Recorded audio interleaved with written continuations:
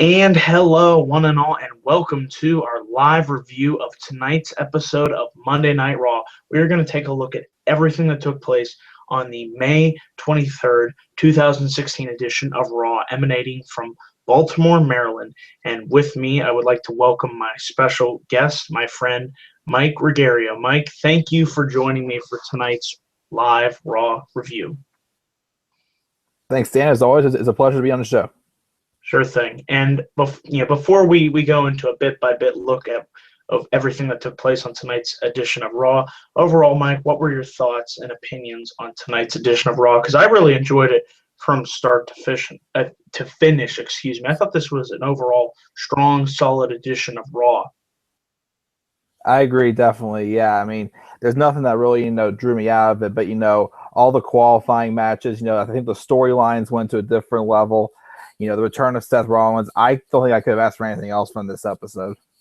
Exactly. The matches, they meant something. Of course, we had Rollins' huge return, Enzo Amore return, storyline development with Charlotte and Ric Flair. We're going to get into all of that, folks. But yeah, overall, another edition of Raw that I have enjoyed, like I said, since the Raw after WrestleMania. I feel like they've been on this wave of momentum. Or yeah, maybe not every show has been a B or an A show. It may have dipped to a C, but I haven't given a Raw a grade below a D, so I feel like that's a positive. And we'll get into our grades later on with this episode. But yeah, I couldn't agree with you more, Mike. I really like the Money in the Bank qualifying matches. And without further ado, let's take a look at what took place on tonight's edition of Raw. So you know how we kick things off. We kick things off with the man.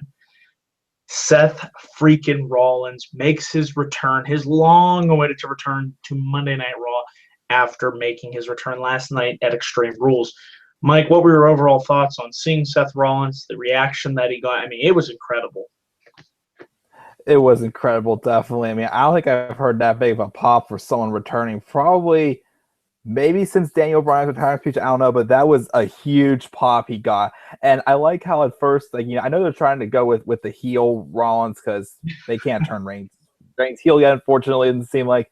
But, I like how, he's like, wow, you guys really missed me. And then he goes and like, well, I don't give a crap what you guys think. I'm in this for myself, not for all you or something like that. But very great. And then, of course, the stare down between him and Reigns. And then, of course, Shane O'Mac coming out to announce the title match at Money in the Bank. It's like, hey, it's a good start. Yes, I'm very happy that we're going to be getting that long-awaited match. Think about this. This match has been almost 2 years in the making. I mean, they were originally supposed to fight, at Survivor Series. Match got canceled because of Rollins getting injured. Then you think back to 2014. Remember, they were supposed to fight on pay-per-view at Night of Champions, but Reigns got injured with the hernia. So they could build this up as 2 years in the making. So I am looking forward to it. I know, like you said, you are. The only thing that's going to, I'm kind of surprised that, well, not really, but that they kind of kept him on the heel path. I really thought maybe they'd bring him back as a babyface. Kind of got my hopes up, but, it is what it is. I mean, in Las Vegas in 4 weeks who's going to be cheered and who's going to be booed. I think that's going to be fairly obvious. So even if they don't turn him babyface, which they probably aren't, we'll still cheer him like he's a babyface. So they can try all they want, but it's not going to work. Yeah, pretty much. Yeah, I don't know. It's like it sounded like to me at first. It's like, oh yeah, I appreciate it. Then I was saying, you know what? I don't give a crap. This is Vince telling me I have to be the heel still, and Roman unfortunately has to be the face. But you're going to still root for me. I don't give a crap. I mean, Reigns, what? He got a mixed. Would you say fairly well mixed reaction tonight? More. Yeah, I don't think it, like last night at Extreme Rules as well. He got destroyed. I feel that they did turn its crowd volume down again for like the millionth time, as we keep saying since Mania. But I think tonight, I think it was definitely not as many boos, but I still think they were more excited about Rollins being there than Reigns. And this is Baltimore. This isn't a smart city like Chicago, New York, Philly. I mean, this is Baltimore. So that you're going around the country, and Reigns is not getting the best reaction, which doesn't really come as a surprise to anyone. So I don't know why they just don't turn him heel. Obviously, Vince is stubborn. He's 70 years old. He's stuck in his ways. So, God damn it, whether you like him or you don't, he's still getting a reaction. So that makes them happy. Whatever. We got John Cena 2.0. I hope they're happy. Yeah, unfortunately, but it is what it is. That's all you gotta say about that. So, yeah, we had Rollins return, the confrontation with Reigns, Shane setting up the match at Money in the Bank. All in all, good stuff right here. So then we have our first of what was, I believe, 5 qualifying matches tonight for the Money in the Bank ladder match. We kicked in-ring action off tonight with Sheamus versus Sami Zayn. Very solid match right here. Sheamus and Sami Zayn, they went out there. They put on a good match. I thought these two worked well with one another. Zayn, the high flyer trying to get around Sheamus, the power and the brute force. And this was really nice.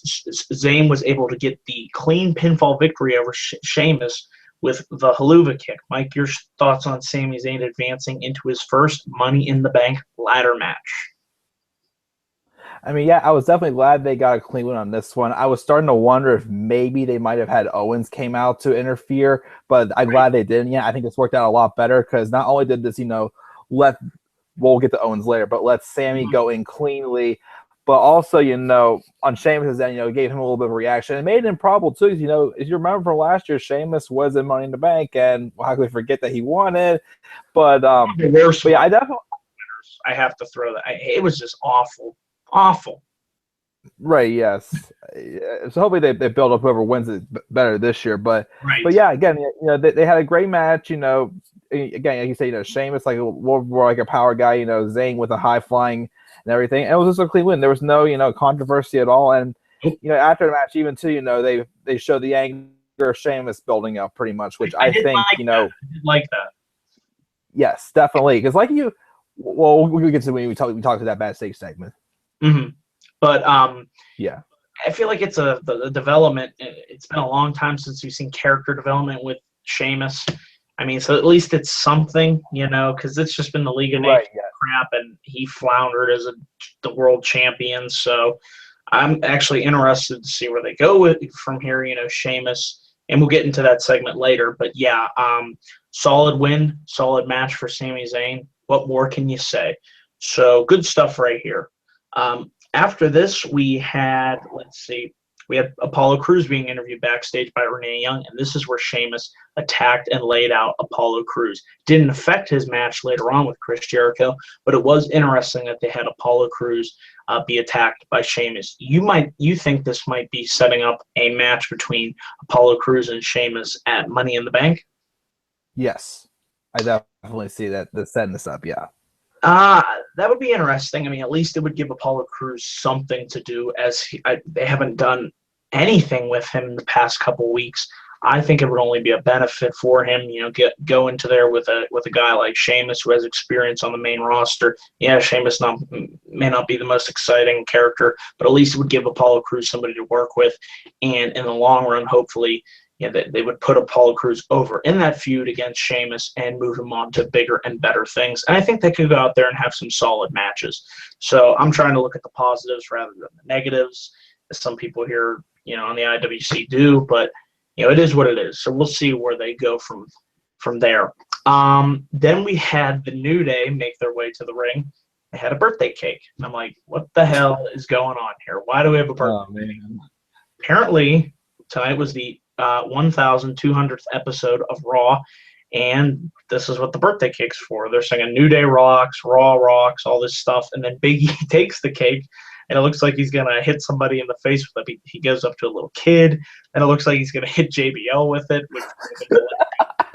Then he goes to Byron Saxton. I was hoping he'd hit Byron in the face, but then oh, how boring he is. I know. I wanted it so to take out one of the crappy commentators. But that didn't happen. Right. Outcast attack, and then we have this really short match between Social Outcast and the New Day. New Day are able to pick up the victory after Kingston hits his finisher on Slater. The thing I liked after the match was they took the cake and hit Heath Slater in the face. Smashed it all over. Oh, man. And it was just fun stuff from the New Day. I mean, I got a good chuckle out of it. The match, it was what it was. Nothing to rave home about. But overall, I enjoyed what we had here. Same here, yeah. Social Outcasts came out. I pretty much already don't even give a crap about them anymore. I mean, I gave it like a month, but Since Adam they're Rose, just bull. he's gone. Yeah, He's only 3. pretty much, yeah. But yeah, just have let New Day have some fun, celebrate, get the crowd all riled up. That's all I pretty much viewed this as. But it was so successful in my opinion. Sure thing. And then we had our second of our 5 qualifying matches for Money in the Bank. It was The Miz versus Cesaro.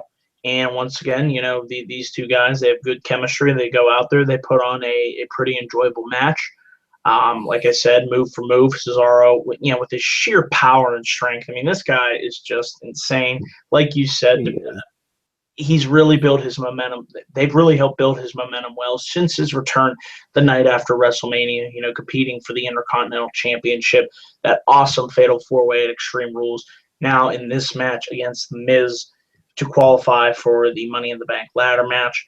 And Cesaro, I really liked how when he went for the swing, his arm gave out due to The Miz working over his injured shoulder. So that was a nice touch. But Cesaro was able to hit him with a nice European uppercut, pick up The Miz, hit the Gotch neutralizer. 1, 2, 3. Cesaro advances to the Money in the Bank ladder match. Your thoughts on this match and Cesaro advancing?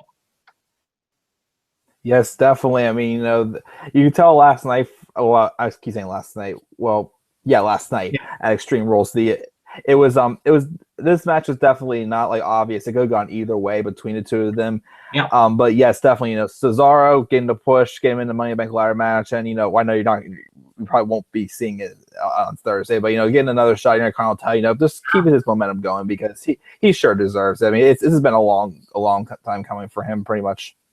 Exactly. It's nice to see him get these opportunities, and hopefully they build to.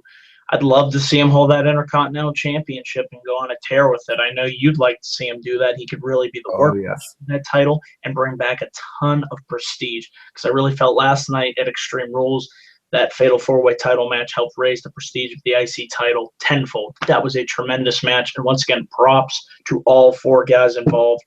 I don't remember an IC title match in a long time that was that damn good. I mean, that was great to get a little bit here. I mean, wow. But props to Cesaro for winning this match and advancing to the Money in the Bank ladder match. We then had our third of our 5 qualifying matches. This was Apollo Crews versus Chris Jericho. Like I said, it was nice to see Apollo Crews back on Raw. It's been a number of weeks since we've seen him. I thought him and Jericho went out there and had a pretty solid match. There was one minor botch where it looks like Cruz tried to kip up while Jericho was going for the lion salt, and it looked like Jericho almost hit him in the head. And apparently, Apollo apologized to Jericho during the match. So I'm glad nobody was hurt because it looked like the way Jericho landed on him, it could have been pretty serious. But at least Apollo's all right. So I don't know if you were able to catch that botch, and it was towards the end portion of the match. Yeah, I think I remember what you're talking about there. Yeah. So, but Jericho, the veteran, was able to get the win after hitting the code breaker. Your thoughts on Jericho advancing? Do you think Cruz looked okay in this match? People were saying, he's buried or whatnot. I didn't get that vibe. He lost to Chris Jericho. He took him to the limit. It wasn't like Jericho beat him in a fast fashion. They had a pretty competitive match, I'd say. Yeah, I mean, again, I mean, I think it was his first loss on the main roster. I think that it was.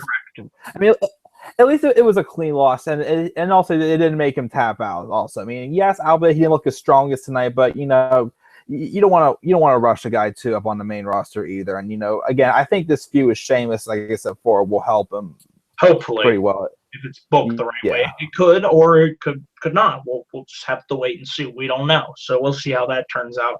Right. But, yeah.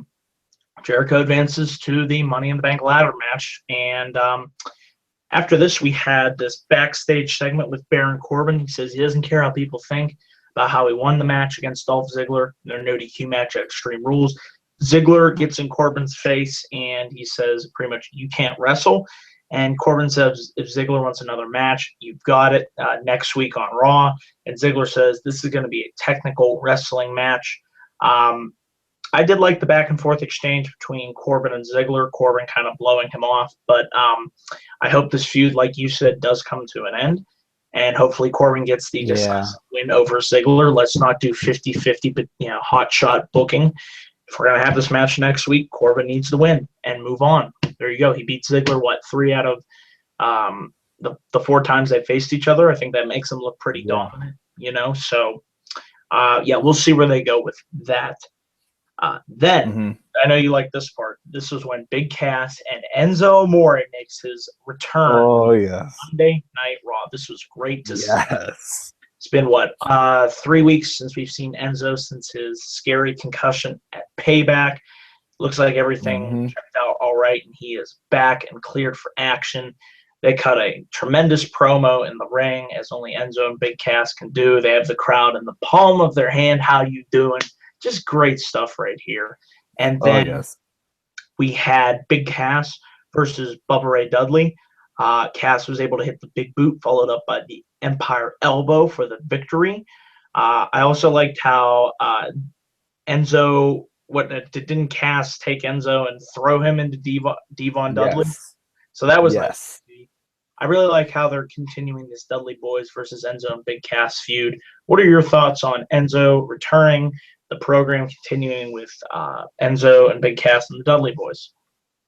Definitely, you're going up against, legendary tag team, trying to get a big push. I also really liked how they left us in a little bit of suspense, because when Enzo came out, he just cut a promo and they just made just a singles match. You felt, okay, is he really clear yet to wrestle, or is he just got here just to cut the promo? And then they throw him a little bit into action, and it's like, okay, surprise, he's ready to go. He's ready. I really liked how they did. Yes. He can take a bump. So I think at Money in the Bank, we'll see the tag match between both teams, and I am certainly looking forward to that.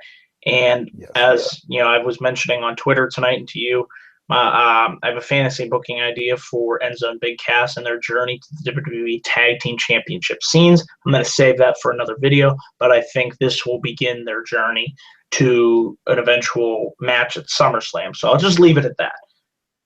So Big Cass was your winner in this match. We then had Charlotte, Ric Flair, and Dana Brooke in the ring. And initially, Flair talks up how proud he is of his daughter, Charlotte, all that she's been able to accomplish. Charlotte, once again, she thanks herself, for everything. And then she says Dana Brooke made the right decision in deciding to help her defeat Natalya at Extreme Rules. And then Charlotte goes on about talking about the various holidays and how her mother always said that her father was always with them, when in fact he wasn't. He was on the road wrestling. And Charlotte says that she is more powerful now than any other woman on the roster, the women's division. And she finally has the courage to get up in her father's face and say this. She pretty much told her father to take a hike. That's it. You're done. I don't need you by my side anymore. Flair's emotional. He's selling this. He's crying his eyes out. Charlotte, I really felt like her delivery was strong here. I felt like this was her strongest promo yet on the main roster. And she says pretty much she has felt this way for 30 years. And the big line was, Flair is immortal to the WWE Universe, but to her, he is dead. And then Flair leaves the ring. What were your thoughts on this segment between Charlotte and her father? Yeah, I really did not know what to expect from this segment at all. I mean, I also wondered how long it would be until Ric Flair would actually be at ringside. But the goal last night, at Extreme Rules, I guess I was kind of hoping that after this match, it would start kind of carrying Charlotte down that path that they kind of took Seth Rollins down last year after he won against Ambrose clean Money in the Bank without any help. I was kind of hoping they would go with that route, but hey, you threw Dana Brooke in there, which she's pretty much been nothing but a second person on someone else's end. Which I think this gives her something to do since Emma left.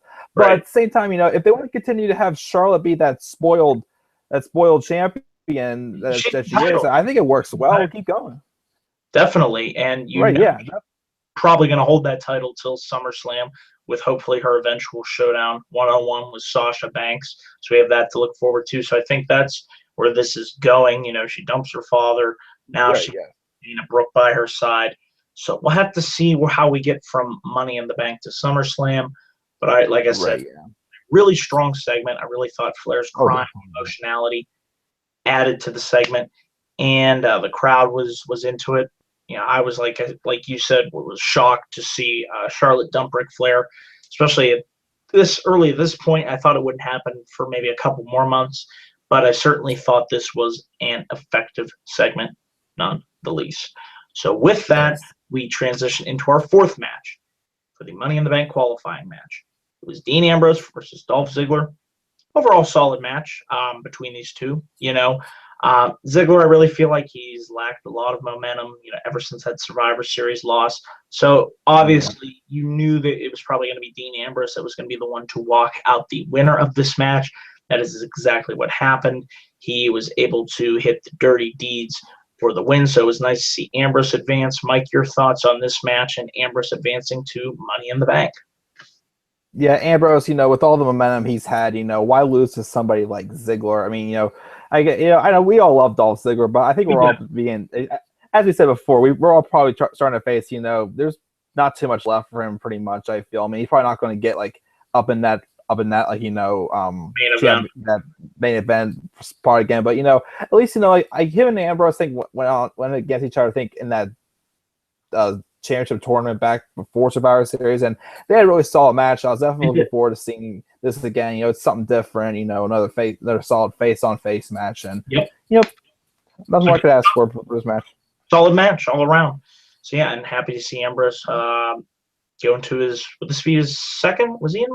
No, he wasn't. He was fighting Rollins last year for the title. So this would be, I believe, his second Money in the Bank ladder match, if I'm not mistaken. Excuse me. So, yeah, Then we have AJ Styles make his way to the ring before his match against Kevin Owens.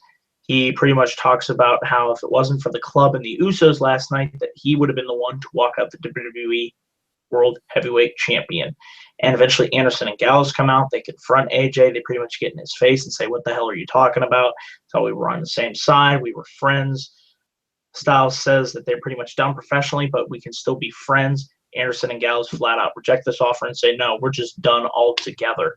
This is a very interesting segment, to say the least. Might they be setting up for a future Finn Balor versus AJ Styles feud? Balor coming in, leading Anderson and Gallows, finally forming the Balor Club. Mike, what are your thoughts on this interesting split up between Styles and Anderson and Gallows? Oh, definitely. Yeah, I mean, I think this really worked. I mean, last night I was hoping Extreme Rules would have faced more towards the story, what's going on between there. I mean, I was kind of hoping for that. Also a payback. We didn't get that, but I mean, it's still the end of Extreme Rules, I think, worked well last night. But I'm glad they finally, kept this storyline going of what's going on with Anderson, Gallows, and Styles. And I think, they made it simple. Styles said, I could have done this by myself. I never needed you guys, and you guys kept interfering, and you kind of screwed me up pretty much, and I think it's going to work well. And if it builds to a match with Balor, bring him up either sometime after TakeOver or even after Money in the Bank or just whenever. I think it's on the right path right now with that segment tonight. Couldn't agree more. And this match, AJ Styles versus Kevin Owens, really, really good main event match. It was nice to see both of these guys main event Raw. Some fresh faces, Kevin Owens, AJ Styles, who's been in the main event mix the past couple of weeks. So it was a nice way to cap off this edition of Raw. They went out there and they had a pretty good match. It really picked up towards the end with some nice Pele kick from Styles. He goes up under the apron for the phenomenal forearm. Owens kicks the ropes, which causes Styles to get hit the crotch, his crotch on the top rope. And then Owens hits the pop-up power bomb for the victory over AJ Styles. So this match could have gone either way. I was hoping somehow we get a double count out. Maybe then they'd both go into the Money in the Bank ladder match, but to no avail. Kevin Owens advances. AJ Styles does not. Your thoughts, Mike, on this final Money in the Bank qualifying match on Raw? Yeah, pretty much the same thing as the first match between Zayn and Sheamus. Just another clean match. Let these two guys, both of them really had a lot of momentum lately. Just go out there, just have a clean fight, and there was nothing controversial about it at all. Again, another great match. Perfect way to end the show.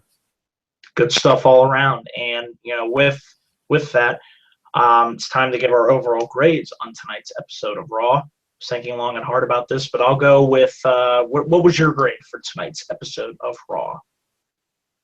Yeah, I'm not sure. I mean, I knew this was a really good show. I mean, I don't know how much more I could have asked for, but I don't think it was perfect. I mean, it was great, but I don't think it was perfect. But I'm gonna give it an A-. Giving it an A- as well. Yeah, I mean, there really wasn't a dull moment on this show. The matches, like we said, had importance. Segments with Rollins, Charlotte, I thought were really strong. So, yeah, overall, looking forward to the rest of the build for Money in the Bank. Looking forward to finding out who the final two participants in the Money in the Bank ladder match will be. And, of course, next week we have John Cena making his long-awaited return to Raw. So we have that to look forward to. And we're all ready for this. We're all ready for You Can't See Me, but we'll talk about that next week. We're not going to talk about that now. So yeah, Mike, anything else you'd like to say about Raw before we sign off here? Again, just a solid show. Good way to start off Money in the Bank. A lot of great matches tonight. You have a lot of guys who mostly deserved, but either way, most of the guys deserve to get into there. A lot of great storylines. A lot of unexpected. I wasn't starting Extreme Rules yesterday thinking Seth Rollins would be here tomorrow night. No. I wasn't. Definitely the Charlotte telling Ric Flair to go away. That I was not expecting that. Overall, really great show. I didn't expect anything at all that happened tonight. It wasn't probable at all. Definitely. So, and you also want to get a plug in for your channel before we sign off? Yes, as usual, I just do anything just to have fun. Stay tuned. Soon I'm going to be doing my predicted match card for Money in the Bank. I just did my predicted match card for NXT TakeOver. You want to check it out. So you check me out on my channel called The Club of the Man 1993. Okay, sounds good. And thank you all for watching this live Raw review. Remember to please click that like and subscribe button for my own channel, Daniel Geisel 412, for the latest news, thoughts, and opinions, reviews, NXT reviews, Lucha Underground reviews. I got it all going on this channel. So thank you all for watching once again this video. Please, and yeah, stay tuned for future videos that I have lined up this week. So we will see you later on down the line. So good night, everybody. Peace. Good night.